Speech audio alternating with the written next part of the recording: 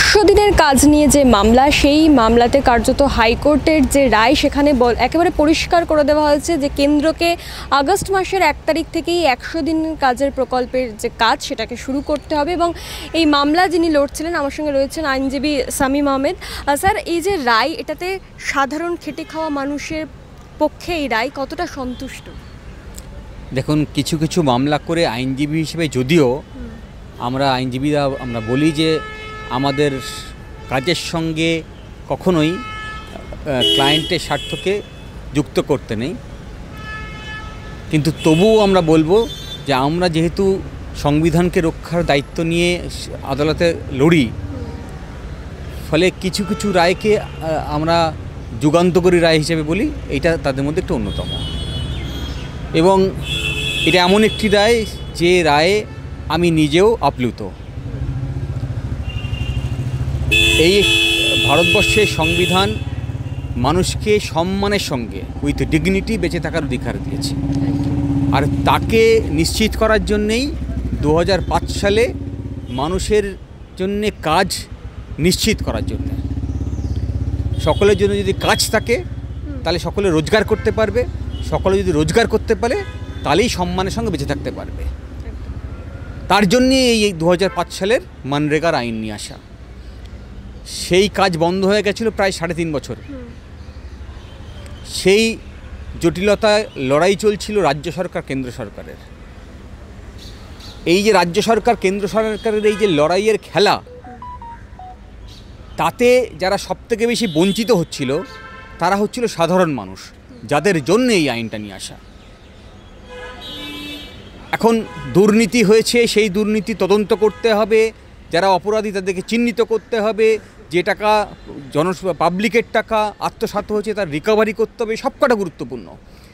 কিন্তু তার জন্যে একটা স্কিম, যে স্কিম সকলের জন্য কাজ প্রদান করার কথা বলে, তা ইনডেফিনিট পিরিয়ডের জন্য বন্ধ করা যেতে পারে না, এটাই আদালতের অবজারভেশন। আর তাই আমরা বলছি যে এই রায় যুগান্তকারী রায়। এই রায় আসলে সংবিধানের যে অধিকার, সংবিধানের যে প্রিএম্বেল, যা মুখবন্ধ, যা সংবিধানকে রিফ্লেক্ট করে, এন্টায়ার সংবিধানটাকে,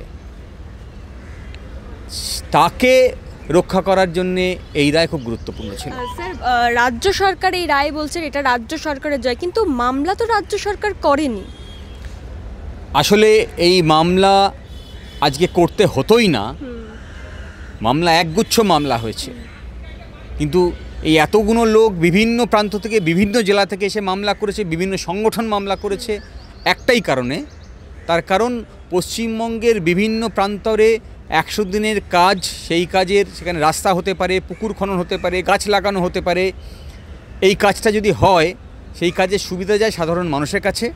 আর এই কাজটা হলে কিছু গরিব মানুষ যাদের জব কার্ড আছে তারা কাজটা করে নিজেদের রোজগার করতে পারে।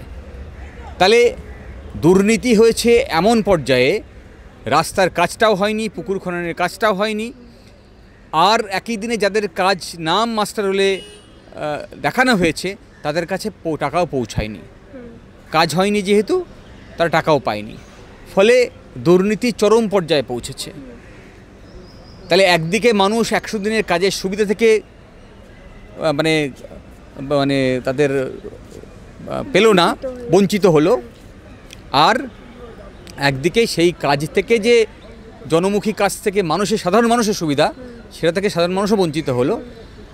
আর তার সঙ্গে যেটা হলো, কেন্দ্র সরকারের অর্ডার এলো যে যেহেতু দুর্নীতি হয়েছে আমি আর আপনাকে ফান্ড রিলিজ করব না।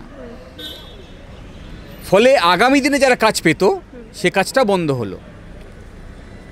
তাহলে রাজ্য সরকারের যদি প্রথম থেকে সুপারভিশন থাকতো, সেই সদিচ্ছা যদি থাকতো যে দুর্নীতি করব না, মানুষের জন্য জনমুখী কাজ করব, মানুষের কাছে কাজ পৌঁছাবো, তাহলে এই মামলাই করতে হতো না, তাহলে কেন্দ্র সরকারকে এই অর্ডারটাও দিতে হতো না। অর্ডার দেওয়ার পরে কেন্দ্র সরকারের কাছ থেকে আমরা আশা করেছিলাম, কলকাতা হাইকোর্টের নির্দেশ ছিল যে সিএজি রিপোর্ট দেওয়ার কথা, কলকাতা হাইকোর্ট টিম কনস্টিটিউট করে দিয়ে তদন্ত করার কথা বলেছিল। তারপরও কিন্তু তদন্তের গতি পায়নি। সঠিক সময়ের মধ্যে বা নির্ধারিত সময়ের মধ্যে সেই তদন্ত শেষ করতে পারেনি। তদন্ত এখনও চলছে, আর সেই বাহানায় প্রায় 3.5 বছর হতে চললো, সাধারণ মানুষ কাজ থেকে বঞ্চিত। আমার কোথাও গিয়ে মনে হয়েছে কেন্দ্র সরকার রাজ্য সরকার দুজনেরই সদিচ্ছার অভাবে সাধারণ মানুষ বঞ্চিত হচ্ছিল। সেই জায়গায় আদালতের এই ইন্টারভেনশন, আদালতের এই রায় যুগান্তকারী এবং জনমুখী।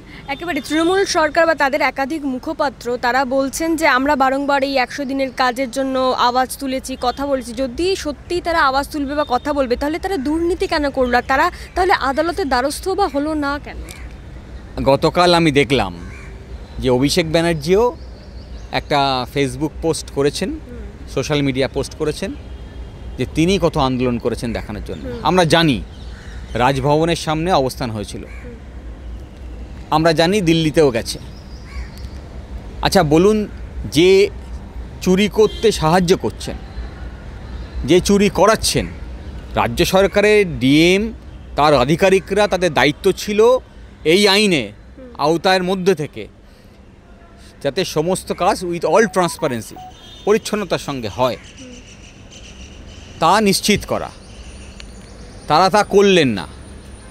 তার মানে পরোক্ষভাবে বা প্রত্যক্ষভাবে তারা ইন্ডালজ করলেন এই দুর্নীতি যাতে হয়, আর মানুষকে প্রতারিত করলেন, আর একই সঙ্গে রাস্তায় ধর্নায় বসলেন।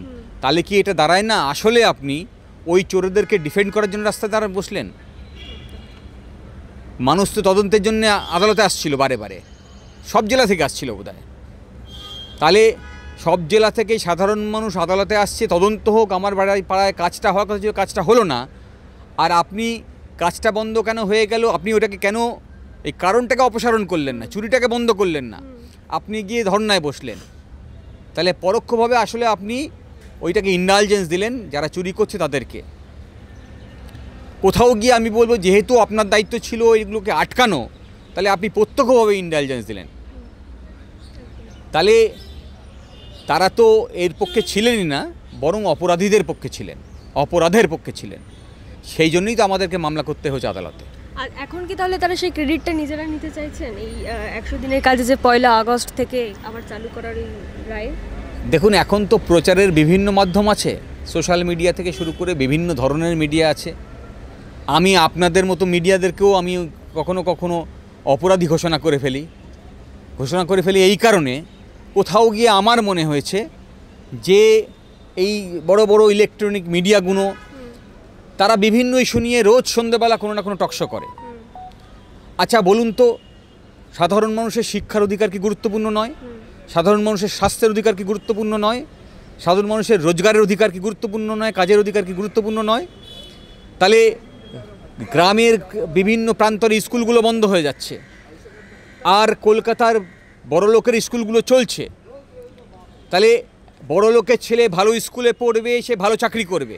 গরিবের ছেলের স্কুলটা বন্ধ হয়ে যাবে, বা ভাঙাচোরা স্কুলের কোনো ইনফ্রাস্ট্রাকচার নেই, শিক্ষক নেই, সেখানে পড়বে। এটা তো সংবিধানের উদ্দেশ্য ছিল না। তাহলে সংবিধানের উদ্দেশ্য ছিল সকলের কাছে শিক্ষা পৌঁছে দেওয়া, আর সেই শিক্ষার মান যাতে সমান হয় তা নিশ্চিত করা। আমরা সবাই জানি প্রান্তরের এই স্কুলটা শিক্ষার মান আর শহরের এই স্কুলটা শিক্ষার মান একই ব্যবস্থাপনা নেই। তাহলে এই ব্যবস্থাপনার মধ্যে দিন দিন আমরা চলছি, কটাক্ষ করেছি, মানুষের কাছে কাজের অধিকার পৌঁছাচ্ছে না। মোদি বলছেন 2 কোটি চাকরি দেবো, মমতা বলছেন 2 লক্ষ চাকরি দেবো, সেই চাকরি পৌঁছাচ্ছে না। কটাক্ষ করেছেন। 100 দিনের কাজ এই যে বন্ধ হয়ে আছে, কটাক্ষ করেছেন। এখন না হয় অর্ডার হয়েছে, ছেড়ে দিন। তাহলে হসপিটালে যদি যান দেখবেন যে রুগী মেঝেতে শুয়ে আছে। তাহলে যার কোঠারি হসপিটালে যাওয়ার ক্ষমতা আছে, যার বাইপাসে বড় বড় নার্সিংহোমগুলোতে যাওয়ার ক্ষমতা আছে, মানে আমি নাম করছি না, তারা যাদের পয়সা আছে মূলত তারা ওই হসপিটাল চিকিৎসা পাবেন, আর যারা গরিব মানুষ তারা এই হসপিটাল চিকিৎসা পাবেন। আপনার তো রাইট টু লাইফ তো স্বাস্থ্যের অধিকার তার মধ্যে পড়ে। তাহলে আর্টিকেল 21 এই অধিকার নিশ্চিত করার জন্য কটা মিডিয়া আলোচনা করে? কেন করে না? আমরা কোভিডের সময় দেখেছি ওষুধ চুরি হয়েছে, একদিন খবর হয়েছে, শেষ। তা নিশ্চিত করার জন্য কটা টকশো হয়েছে? হয়নি। বরং টকশো হয় কেন হিন্দুরা আক্রমণ করলো মুসলমানের ওখানে, কেন মুসলমানরা আক্রমণ করলো হিন্দুর ওখানে, ওবিসি নিয়ে কিভাবে হিন্দু মুসলিমের ডিভাইড করা যায়, হ্যাঁ, এই আলোচনাগুলো হচ্ছে। তাহলে সংবিধানকে বাঁচানোর দায়িত্ব কারা নেবে? এদেশের সংবিধান তো এদেশের সমস্ত নাগরিকের, যারা মিডিয়াতে বসেন তাদেরও, যিনি আদালতে জাজের ভূমিকা পালন করছেন তারও, আদালতে যিনি উকিলের ভূমিকা পালন করছেন তারও, গ্রাম প্রান্তরের ওই চাষিটার বা এবং শ্রমিকেরও। তাহলে এই সংবিধানকে বাঁচানোর দায়িত্ব কোন রাজনৈতিক দল নেবে? কেউ কেন নিচ্ছে না? এইটা হচ্ছে আজকে আমাদের সত্যি সত্যি একটা ডিসস্যাটিসফ্যাকশনের জায়গা, যে এতগুলো রাজনৈতিক দল আছে, কেউ কি বলবে না যে এই সংবিধানটাকে বাঁচাতে হবে, সংবিধানের প্রথম পাতার অধিকারটাকে বাঁচাতে হবে? আর তাই আমি বলছি যে আজকের এই রায়ের যুগান্তকারী। এই রায় অ্যাটলিস্ট মানুষের কাছে যে 100 দিনের কাজকে নিশ্চিত করা, কাজের মূল্য এখনও যা নির্ধারিত আছে আরও বাড়ানো উচিত। অন্য প্রসঙ্গ, কবে বাড়বে জানি না, কোন লড়াইয়ের মধ্যে দিয়ে বাড়বে জানি না, কিন্তু যদি আপনি আশফাকুল্লাহ খান, ক্ষুদিরাম বসু, নেতাজি সুভাষচন্দ্র বোস, ভগৎ সিং এদের লড়াইয়ের কথা যদি আলোচনা করেন, যাদের স্যাক্রিফাইসের মাধ্যম দিয়ে আমরা এই সংবিধানকে পেয়েছি, তাহলে মনে রাখতে হবে আমাদের এই কাজের অধিকারকে নিশ্চিত করার জন্য তাদের জীবন বিপন্ন করেছেন, তাদের জীবন দান করেছেন। তাহলে সেই কাজের অধিকারকে আমরা রক্ষা করব না? রোজ প্রতিটি নির্বাচনের আগে আমরা অনেক কিছু নিয়ে আলোচনা করছি, প্রত্যেকটা রাজনৈতিক দল নির্বাচনের আগে এই ধরনের একটা ফিরিস্তি দিয়ে আসেন, তারপর সবাই ভুলে যাবেন। শুধু তাই না স্যার, একটা বিষয় আছে এটা যে গোটা দেশে আমি যদি ধরি 10 মিলিয়ন মতো শিশু শ্রমিক আছে, শিশু শ্রমিক, তাদের নিয়েও তো কোনো এই সমস্ত টেলিভিশন চ্যানেলগুলো কথা বলে না। শিশু শ্রমিককে নিয়ে আলোচনা করে না, এবং শিশু শ্রমিক নিয়ে এত আইন তৈরি হয়েছে, সেই আইন রূপায়ণের কোনো ব্যবস্থা নেই। এমনকি আমি বলছি, এমন কিছু কারখানা চলে, ইন্ডাস্ট্রি চলে, তারা প্রতিদিন সাইনবোর্ড বদলায়, কারণ তাদের কোনো রেজিস্ট্রেশনই নেই। এবং সেটা বর্ধমান, বীরভূম, মানে আসানসোল এরিয়া থেকে শুরু করে বিভিন্ন রাজ্যের বিভিন্ন প্রান্তরে, দক্ষিণ 24 পরগনা, এই ইন্ডাস্ট্রিগুলো চলছে। যে ইন্ডাস্ট্রিগুলো রোজ নাম বদলাচ্ছে, পলিউশন কন্ট্রোল বোর্ড চোখ বন্ধ করে আছে, রাজ্য সরকার চোখ বন্ধ করে আছে, লোকাল পুলিশ পয়সা খাচ্ছে, কয়লা খাদান চলছে, পাথর খাদান চলছে, সিমেন্ট ফ্যাক্টরি চলছে। মানে ভাবা যায় না এই সমস্ত বেনামি জায়গাগুলোতে কীভাবে শিশু শ্রমিক কাজ করছে। আপনি দেখুন, ম্যানহোলের মধ্যে মানুষ ঢুকে যাচ্ছে, প্রহিবিটেড, মারা যাচ্ছে, অফিসাররা যারা সরকারি দপ্তরে কাজ করতে গিয়ে মারা যাচ্ছে, অফিসারদের বিরুদ্ধে কোনো ব্যবস্থা হচ্ছে না। তাহলে অনেক আইন আছে, সেই আইনগুলো রূপায়ণের কোনো ব্যবস্থা নেই। আমাদের সংবিধান আছে, সংবিধানের অধিকার লিপিবদ্ধ আছে, যে অধিকার আমরা অর্জন করেছি, সেই অধিকার রূপায়ণের কোনো ব্যবস্থা নেই। এটাই আমাদের আক্ষেপ। লড়াই করে যেতে হবে, আর সেই লড়াইয়ের একটুমাত্র ফসল আমরা পেলাম, এটাই আমাদের পাওনা। যারা আগে 100 দিনের কাজ করেছিল, হয়তো টাকা পায়নি, তাদের এই বকেয়া টাকাগুলো কি মিটবে এবারে, এরকম কোনো? দেখুন, বকেয়া টাকার ব্যাপারেই দীর্ঘদিন ধরে চর্চা হচ্ছে। কেন্দ্র সরকারের বক্তব্য যে এই টাকা রিকভার করতে হবে, নিঃসন্দেহে রিকভার করতে হবে, রিকভার করে যারা কাজ করেছে সত্যি সত্যি তাদের কাছে টাকা পৌঁছাতে হবে, কোনো সন্দেহ নেই। কিন্তু সেই বিচার আগামী দিনে হবে। আপাতত আদালত আগামী দিন থেকে যাতে এই স্কিমটা চালু করা যায়, তাই 1 আগস্ট থেকে এই কাজ চালু করার কথা বলেছেন।